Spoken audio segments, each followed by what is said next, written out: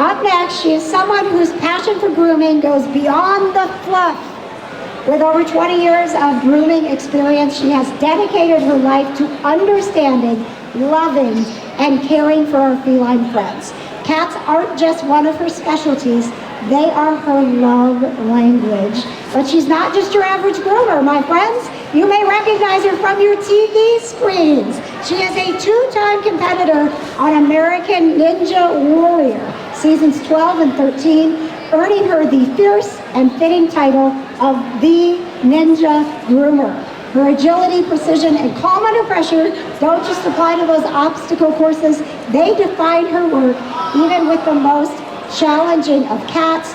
And she hails from right here, Boone County, Indiana. She is a true hometown hero, an award-winning groomer, a cat rescuer, and a beloved member of the pet care community. She is also a dear friend of mine. Please put your paws together and give a big indie welcome to Kat Henschen, the Ninja Groomer. Hi guys. Come here, you. And ladies and gentlemen, please give a warm welcome to Luna. Hey, Luna. Hi, Luna. All right, guys. Welcome to PurrCon and welcome to my little education seminar on what kind of things you can do at home to take care of grooming your cat. Yes, cats can groom themselves, and that's fine, but it can only go so far. And then there's a lot of times cats need groomers, like long-haired cats, because they might have problems with matting or thick fur that needs to be de-shedded, potty patches. If you get dingleberries stuck in the back end, you might want to get that taken care of. So those are some reasons why you would want to go to a professional groomer. But I can show you just a couple of tricks at home that you can do to take care of grooming. So first thing, you want to make sure that you get good equipment and tools. Where are you going, Missy? She's going to get her nails done in just a minute because they're really long. Good girl. All right. So you want to invest in a really sturdy slicker brush. I like Chris Christensen. And these have the long bristles for long-haired cats. Then you can also get a medium slicker brush, which has shorter bristles. You can use that on short-haired cats or medium coats. I also like using the Furminator. You want to be really careful when you're using this tool. You want to make sure that you know what you're doing, and I will go over that with you right now in just a few minutes on how to properly do the Furminator on a coat. Also, I like coat rakes that can go through thick coat, get that undercoat out. And then this is called a curry brush. I really like using curry brushes on short-haired cats, and I'll show you a little bit with Luna what I can do with it. But this gets the hair out on short-haired cats so good, you guys. And short-haired dogs. And short-haired dogs, yes. I use it on my Frenchies. Yes, they're great. And then if Luna is cooperating, I will show you a few things that if you have a cat that you want to take to a groomer because you want certain things done, if they're a long-haired cat, like with Luna, she has this huge mane on the front end where lots of times food will get stuck in it, or she'll be cleaning herself and grooming herself, and she'll get the hair all cut up in her tongue, and she's trying to, groom herself. So I like to kind of, not shave, but kind of like take a little bit off of the edges on that so that it's not so long. And then on the back end, I like to skim off the back pants, is what I call them on a long-haired cat, just to kind of keep that poop chute real clean and free of debris. All right, so let's get started. I'm going to show you a little bit of how to use a slicker brush, and I'm going to have to put the microphone down to do this, so you're just going to, oh, good, yeah, you can hold it. That'd be great. All right, I just need to get everything straightened up here for a second. Luna, you've made a mess. What? Okay.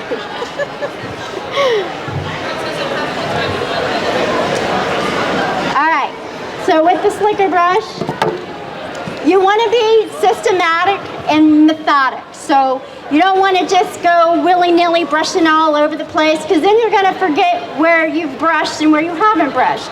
So what I like to do is I like to start at the top of the head, the back of the head. I'll go down the back, and then I will continue on to the sides of the body, the belly, and the legs. Now, a lot of times what my customers will do is they will just brush the back. Okay? Of course the cat loves that, but you've got other places on the body that you need to brush and comb, right? So you also want to make sure that you are laying the cat on her side or on his side, spreading them out sideways. Sometimes Luna will grab the edge of the table, but she might not right now. You want to make sure that you're brushing the side of the cat, the armpits. Do not miss those armpits. The belly, and then also the inside of the back legs, the outside of the back legs, and then you want to start all over. So you don't want to stay in one spot too long, because cats like to move and they don't like to feel trapped. If you like try to hold the cat down and say don't move, they're going to fight you the whole time. So if you notice that Luna, she's all over the place right now, and I'm just kind of going with the flow, trying to work with her, because I want to meet her where she's at, okay? I don't want to try to make her do anything she doesn't want to do. I want to make it seem like it's her idea, okay? So we're going to start again with the top, and then we're going to go down to the side, armpits, belly, inside legs, and the tail. Don't forget the tail. Luna does not like her tail done at all. So I'm not going to spend a lot of time there. All right, so after you've brushed, you got that coat nice and separated. On a cat like this, I like to use the Furminator next. Again, you need to be really careful when you're using a tool like this, because if you use it too hard or too fast or do it in one spot too long, you're going to cause damage to that skin, okay? So again, be methodical, start in one spot. Every single time you groom your cat, start in the same spot, end in the same spot. Be methodical about it so you don't miss anything. When you're using the Furminator, you want to make sure that you're stretching the skin. I gotta take this off. Just don't go anywhere. So starting at the back of the neck again, you want to make sure that you're stretching that skin tight, and you just want to take short strokes. You don't want to go all the way down the length of the coat. That's too much hair at once. Start small patches. Just do a little bit in one spot, move to the next spot, make sure you're stretching the skin tight. If you don't stretch the skin tight, the skin's going to move back and forth on the cat, and that's not comfortable for the cat, and it's also you're not going to get a good job done, because you're just going to be going like that on the skin. So hold that skin tight. And I have not groomed Luna in a while, because I wanted her to have a lot of coat for you guys to see. And now sometimes she likes to get involved in the process. And again, we're going to go from the back, and then we're going to stretch her to the side again. Make sure we're doing the side. Small spots. And I'm obviously not going to do an entire groom on her, because that would take a couple hours, plus I would need a bathtub, shampoo, dryer, all that stuff. So I'm just kind of giving you the short version of what I would do in the shop. And you know, these things are some things that you can do at home too. You don't need a groomer to do this kind of stuff. Unless you want a groomer to do this kind of stuff, then yeah, by all means. Now, I did save a mat right here. It's kind of a small one. I don't know if you can see it or not.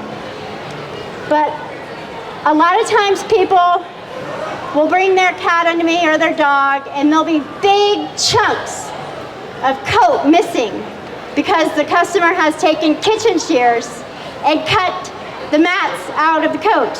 I'm here to tell you, do not do that.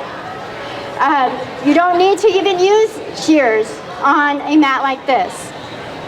You can use the wide end of the comb. You see how this is called a greyhound comb. You have wide spokes and you have skinny spokes. Start out with the wide spokes and kind of pick at the mat.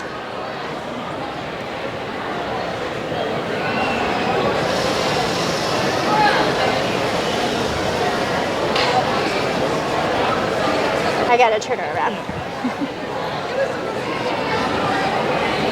And then once you have the mat starting to come out, you can turn the comb around and just comb it out. Wow. That's all you gotta do. It will come out on a mat like that. Now if it's a mat that's pelted to the skin, obviously you can't comb that out. You're gonna have to have your cat shaved. Personally, I don't like shaving cats. I will if that's what the client wants or if it's medically necessary, if the cat is severely matted. I think the coat serves a purpose and it needs to be on the cat unless, again, you have some kind of a medical situation going on. Shaving cats can be very stressful for not only the cat but for also the person who is shaving them because they have such thin skin. It's so easy to cut a cat when you're grooming them, when you're shaving them. So somebody that's doing that needs to be very, very skilled at what they're doing and have a lot of patience and a lot of skill. So anyway, if it's just a little bitty mat like that, you can comb those kind out. So after you've done the Furminator all over, that's when you're going to take the comb and you're going to do the comb all over. He did go to jail though. He did go to jail because he stole Barbie's from the house. I have it all on video. Now I'm lucky I have a cat that is used to being groomed and really likes being groomed. So there are obviously cats that don't care for being groomed at all. And those are the cats that tend to end up in a grooming shop or a veterinary's office. Which is good because you want a professional handling those kind of cats. But if you do have a cat that you can groom at home, these are some simple things that you can do to take care of them. So you would start with the slicker brush, do the Furminator, go to the comb, and then you could also use the coat rake. And again, you want to start where you start every time, the back of the head, go down the back, the side, armpits, belly, back legs.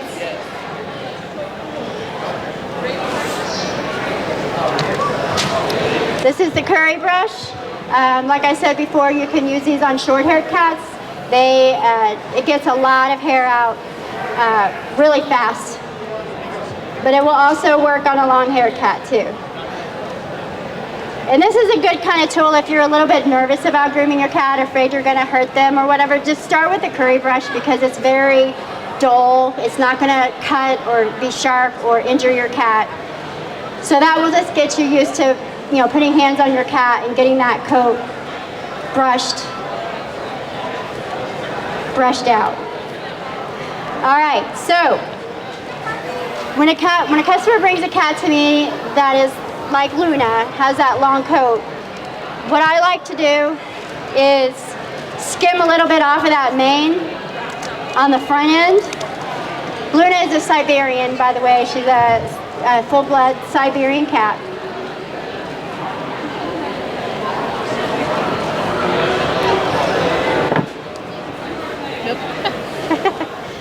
And I just like to make sure it's all combed out first.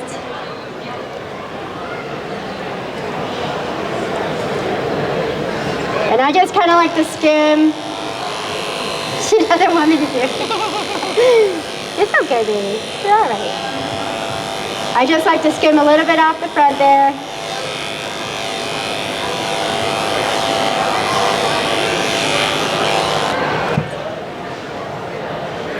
So now when she's bathing herself, she's not going to get all that hair stuck up in her tongue and wrapped around her teeth.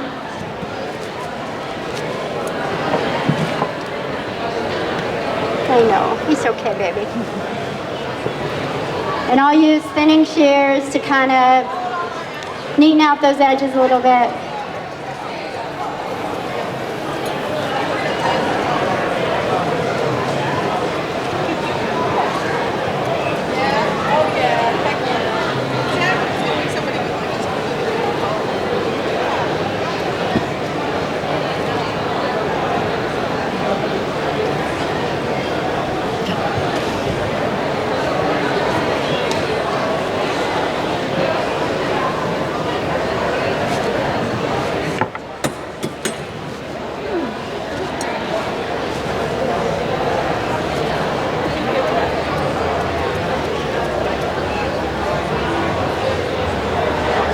Okay, you're okay. Luna is being very patient. She's being very good. All right, so the next thing I'm going to show you is nails. I'm going to go down here onto the floor to show you that though, because I like sitting on the floor and putting the cat in my lap in order to do the nails. All right, let me see if I can get a mic that will.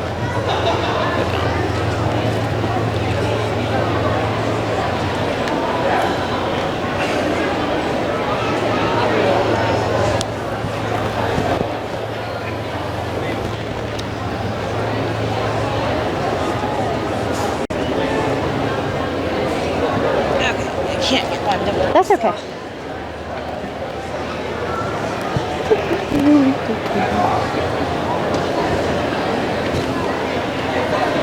Alright, so I like just sitting down here on the floor and I'll put the cat in my legs like so. Sometimes I'll be straight, sometimes I'll bend my legs. It just depends on my mood and it depends on the cat.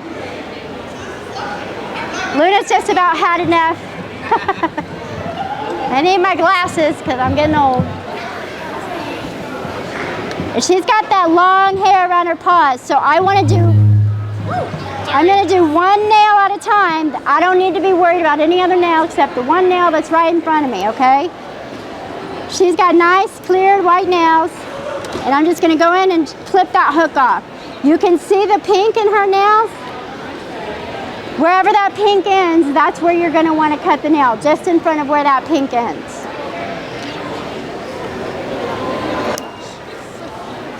You're all right. You're all right.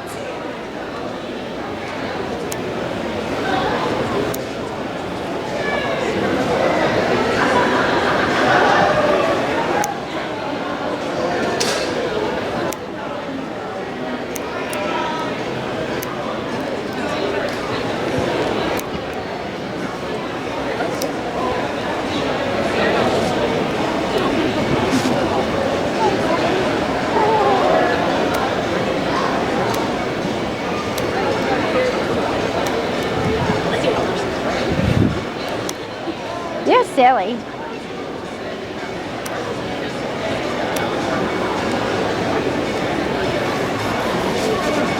One more. Sometimes I'll have to turn them around like this. All right, we did it! Yay! Good job. All right, so that's how I like to do cat nails. They don't all go that fast. I have a cat at home that takes 3 people to do the nails. Yeah. Okay, just going to show you a couple other things and then I'll take questions if anybody has questions. Also on a cat like Luna, I like shaving the pads. You see all that hair? That hair gets stuck in cat litter and all yucky with the cat litter. So some people will use shears. I'm not going to say don't do that, but I'm just going to say don't do that. Oh, sorry. You're fine. If you have clippers or you can get clippers, use clippers. Obviously, if you have to use shears, that's fine. Just be extremely careful because you really are risking cutting your cat's pad. And I have my elbow on her body right now. I'm just kind of trying to keep a little bit of weight on her, just to try to keep her a little bit still. I want her to be able to still be moving around. Like I don't want to pin her down because I want her to still feel like she can get away if she needs to get away. I don't ever want to make a cat feel like they're trapped, ever, because then they will just fight you to the death.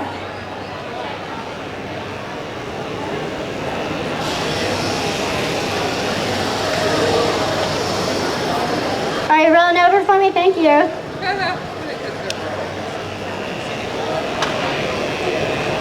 And generally, I would have probably shaved the pads and done a little trimming before I did the nails. That way I don't have so much hair to get through to get to the nail. I'm just doing things a little bit out of order right now. All right, then also I like neat feet. Some people like fluffy feet. That's fine. You like what you like, I like what I like. I like to trim up the feet a little bit. So I'll take thinning shears.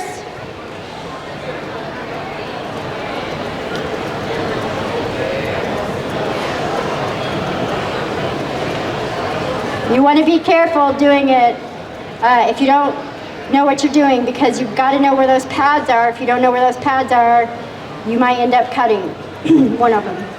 I've been doing this for 20 years though, so I should know where they are. So I like my feet looking kind of pretty and neat compared to the fluff. I like them a little bit more rounded and neat. And I would probably spend more time doing some scissor work on that just to make it, you know, a little bit more perfect. But I'm not going to do that here because she's getting kind of tired of it. So I think I've covered everything. One thing I did want to mention with older cats, if you have an old cat that is like 16 or 17 and they have long hair and they're getting to the point where they can't take care of themselves, I would prefer that you start taking that kind of a cat to a groomer at least twice a year when they're young. Because if you take a 16, 17-year-old cat to a groomer for the first time ever, they're going to be so stressed out. And you don't want to stress out an old cat. So if you are the owner of a long-haired cat, get them to a professional groomer, unless you think you can handle it on your own for their entire life, in the beginning, so that they know what it's like to be to a groomer. What do you look for in a groomer? You want to make sure that your groomer has experience grooming cats. A lot of times you're going to have a hard time finding a groomer that will groom cats. They are very a special animal to have the nerve to groom. You have to know when to back off and when you can keep pushing, and that's kind of a fine line that you have to learn through experience over the years. But again, just with the older cats, please don't wait until it's an absolute emergency to take them to a groomer, because it's just too hard on them. That's my only stigma on that. I think that I have covered everything I wanted to talk about. Does anybody have any questions specific that they want to ask me? What happens if you accidentally cut the quick? What do you do? If you cut the quick on accident and you don't have quick stop or styptic powder, you can use flour or cornstarch, and you just pack that nail, and that will stop the bleeding. Do you ever have to bathe a cat, like actually get it wet? Yes, so the question was, do you ever have to actually bathe a cat? It depends on the cat. So Luna, I give her the full deal bath, blowout, full de-shed, everything twice a year. Once in the spring and once in the winter. She's a little overdue because I knew I was going to be doing this, and I wanted to have enough hair to work with to, actually be able to demonstrate some things. Other cats, it just, sometimes it depends on the owner. If an owner wants their cat groomed every 6 weeks, then I don't have a problem doing that, as long as that cat is okay with it and doesn't get super stressed out. And I like them when they start bringing them to me as a kitten, once they've had all their shots and they're ready to go. And I'm lucky right now. I'm in a place in my career where I groom alone. I have my own shop in Lebanon, and I don't have a lot of dogs and other, tons of clients coming in and out and in and out. That's a pretty stressful environment for a cat. So I can do one-on-one grooming. So if you're looking for a groomer, try to find one that's one-on-one, or maybe a mobile groomer might be good, because they won't be in that environment where there's a lot of activities going on that's going to overstimulate your cat or make them afraid. The cats that also need baths are the ones that tend to mat, because those mats, it's a combination of static and dirt and undercoat. And unless you're going to be brushing and helping that cat groom itself, they're going to need a bath every few months at least to help with that cleanliness and undercoat, and to keep the mats from coming. Short-haired cats, not so much. Overweight cats, that's another situation that we see a lot. They get the folds like around their vulvas or their penis or anywhere in those areas where you really get bacteria growth and nasty stuff. So taking a cat like that to a groomer is also wise, because you want to make sure all of those insides and folds are getting cleaned out and maybe shaved if needed to keep them clean. I have a question. I have 2 younger cats, so they're about, one's a little over a year, one's under. They're both short-haired, but I would like to be able to do their nails on a regular basis myself. So what kind of basic steps can I start kind of gearing up towards doing it with them on a regular basis, where I don't need someone to distract the cat with a churro or a churro and somebody hold the cat? Like, if I'm able to, I just kind of curious about what can I start doing? Yeah, I would just start like I was on the floor. I would just start out with the cat on your lap. Try to get it comfortable laying on its back, whichever direction, it doesn't matter which direction. And then just start kind of messing with the toenails. Just extend the toenails out and kind of touch them like this. And then move on to the next foot. And just spend like a few minutes. Don't try to spend like a half an hour doing it, because your cat's gonna get really upset and be done with you. So just a couple minutes a day, sit with your cat on your lap and mess with their feet.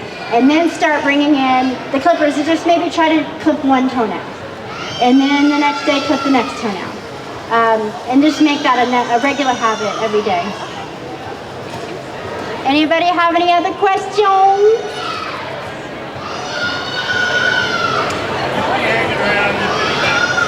And I will be hanging around. If anybody has any questions and wants to come up and talk to me, I'm happy to help in any way I can. Okay, that's that. Thank you. You're welcome.